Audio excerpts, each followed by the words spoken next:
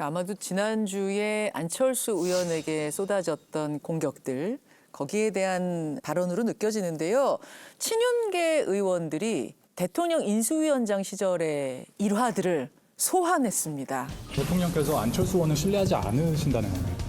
아니, 인수위원장을 시켰는데 그 중요한 시기에 인수위원장이 하루를 비웠어요. 그냥 뭡니까 그냥 그런 분을 신뢰할 수 있겠습니까? 이거는 아니 그건 사실이 아닙니다. 처음에 단일화할 때 그 단일화 그 문건을 기억할 겁니다. 단일화 협상을 할 때 그때 이미 국민께 대선언을 했죠. 그래서 인수위도 같이 꾸리고 정부도 같이 꾸리고 같이 모든 것을 한다 그렇게 발표를 했습니다. 예, 예. 근데 이제 그 과정에서 장관 추천을 했는데 그걸 받아들이시지를 않더라고요. 그래서 사실은 그날 출근을 하지 않고 있다가 안 되겠다 싶어서 저녁에 요청해서 만났습니다. 예, 예. 그러니까 뭐 시간으로 따지면 24시간이 아니라 뭐 12시간 정도? 그 정도 시간이었었고요. 그래서 그때 이제 합의를 했죠. 정부에 대해서는 정말 책임을 지고 계시는 분이니까 대통령께서 마음에 드시는 분을 인선을 하시라. 그렇게 해서 마무리가 됐습니다.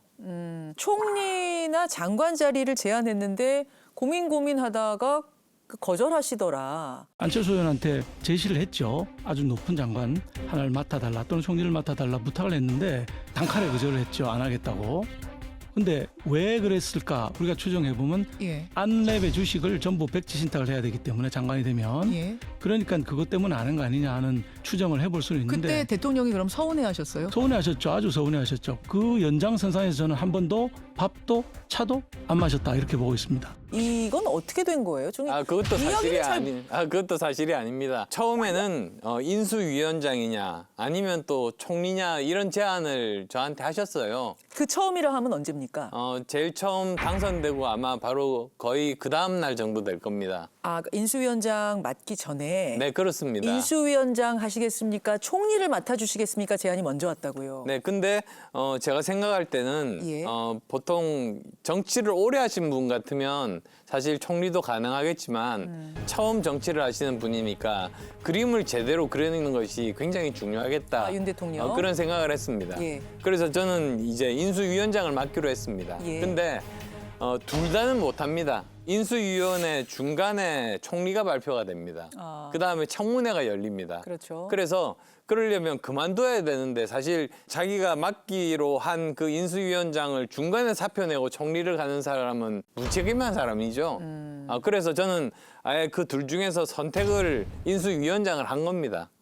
그러니까 그건 사실이 아니죠. 그러면 인수위원장 하는 중간에는 장관이나 총리 제안은 없었습니까? 네, 없었습니다. 주식 백지 신탁을 해야 되기 때문에 직을 거절한 것 같다. 이런 이야기도 덧붙이셨는데. 그것도 사실이 아닙니다. 왜 그러냐면 서울시장을 하면 주식 백지 신탁을 해야 되거든요. 근데 임기 1년짜리 재보궐선거가 그때 있었는데 제가 나왔거든요. 예. 그 말은 무슨 말이냐면 저는 백지 신탁을 하겠다 그 의사 표시였습니다.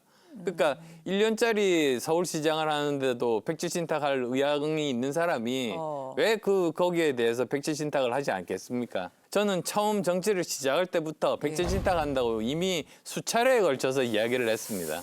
그 목요일에 일제히 이 부분에 대한 비판 들으시면서는 굉장히 속상하셨겠어요. 아니요. 왜 저렇게 세상을 잘 모르지? 저는 오히려 그렇게 생각했습니다.